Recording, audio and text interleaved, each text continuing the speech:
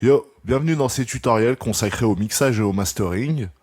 Donc tout au long de ces tutoriels, je vais vous expliquer un peu tout ce qu'on m'a appris en école d'ingé et les choses un peu que j'ai découvert aussi par moi-même. Donc on va commencer par des choses simples, hein. Dans l'épisode 1, c'est normal, je vais pas tout de suite vous fracasser le crâne avec trop d'informations. Et donc pour cet épisode 1, on va parler des fréquences. Donc les fréquences, qu'est-ce que c'est ?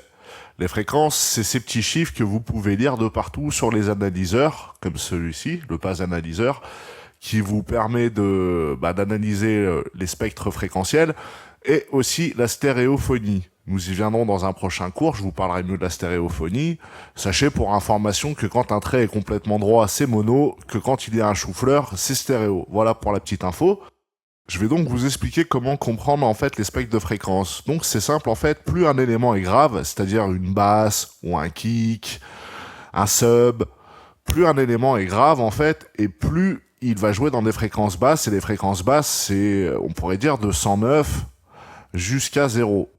Petite information, il y a un son à 0 Hz qui fout le bordel, ça s'appelle la composante continue. La composante continue, c'est un bruit qui est émis à 0 Hz que vous ne pouvez pas entendre, qui se crée automatiquement sur les fichiers numériques. C'est pour ça qu'il est très important de filtrer tous vos sons en passe haut et passe bas. Le filtrage sera d'ailleurs le prochain cours. Plutôt que de parler maintenant des exemples, en fait, donc je vais vous faire écouter cette basse et vous allez voir en fait sur le spectre fréquentiel comment ça joue.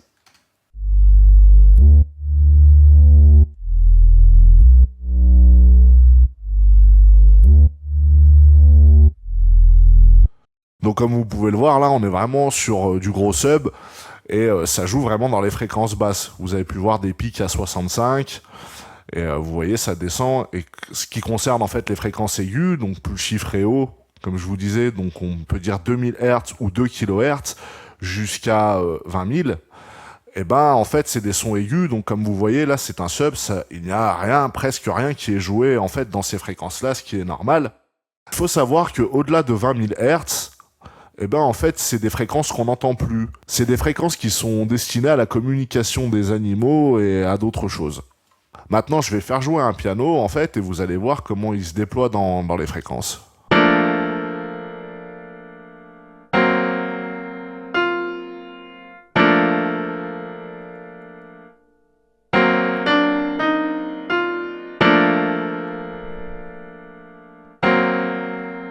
Donc comme vous pouvez le voir, là où notre basse jouait, bah lui le piano joue pas trop, enfin il y a quelques artefacts. Il y a des informations ici à 109 que nous couperons bien sûr avec des filtres passe haut, passe bas pour permettre vraiment une meilleure cumulation entre la basse et le piano. Bah après pareil pour une drum en fait.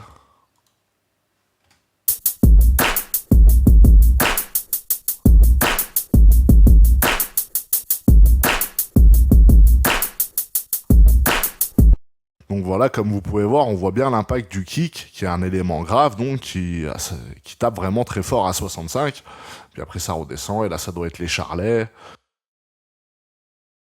Une petite guitare wah-wah.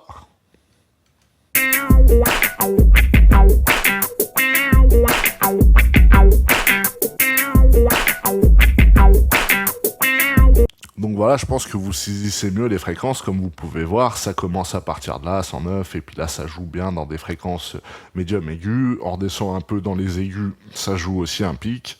Donc voilà, j'espère que ce tutoriel vous a plu. Si vous avez des questions, posez-les dans les commentaires, j'y répondrai dès que je peux. C'est tout pour moi, je vous dis au prochain, ciao ciao.